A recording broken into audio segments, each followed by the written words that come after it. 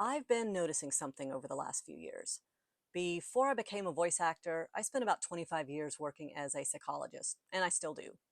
Initially, I thought those were two completely different careers. But somewhere along the way, I realized that I'd brought the psychology part of me into every recording session. I just hadn't noticed it yet. So whether I'm recording a healthcare narration, an e-learning course, a commercial, a museum audio tour, I almost never begin by asking, how do I want to sound? I begin with a different question. What relationship am I trying to create with the person who's listening? And the more I pay attention to that question, the more I think that that's what's behind or at the core of almost every communication decision I make. If you're a voice actor, this changes how you approach a script. If you hire voice actors, it changes how you direct them. If you're a communicator of any kind, it changes where you put your attention, because every message creates a relationship, whether we intend it or not. For a long time, I thought I was simply making performance choices, like should this sound warmer, more authoritative, more reassuring? But over time, I realized that those weren't really the first decisions that I was making. They were the results of something deeper I didn't realize was guiding me, and it was already setting the stage. I was already thinking in terms of building a relationship with the listener, and the voice just simply follows that. So take healthcare narration as an example. The goal isn't to sound caring. It's to help someone feel cared for. Those aren't quite the same thing. Or think about a museum audio tour.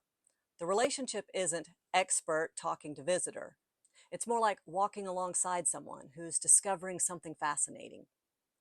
Even in a commercial, the relationship really often isn't about trying to persuade someone to buy. It's about helping them make a decision. Different relationships, different reads.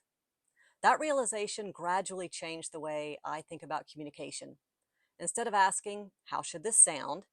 I started asking, what relationship does this communication need to create with the listener?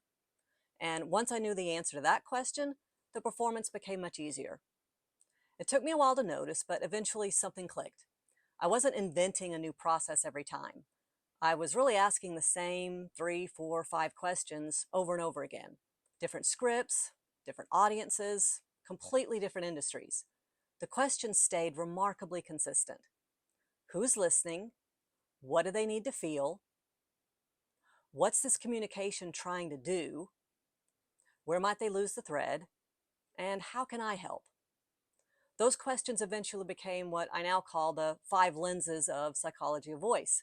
It's not a technique. It's not a checklist.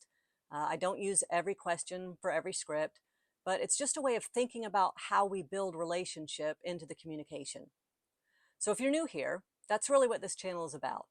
Not finding the perfect voice, not learning, tips or tricks or techniques to sound more natural, but becoming more intentional about the relationships we're creating every time we communicate. Because I've come to believe that communication isn't just about delivering a message. It's about creating a relationship that helps the message be received. And that's a question I'll probably never stop exploring. So here's something you might try. The next time you pick up a script, before you think about your voice, ask yourself, what relationship am I trying to create? I found that question changes almost everything that comes after it. I'd be curious what you notice.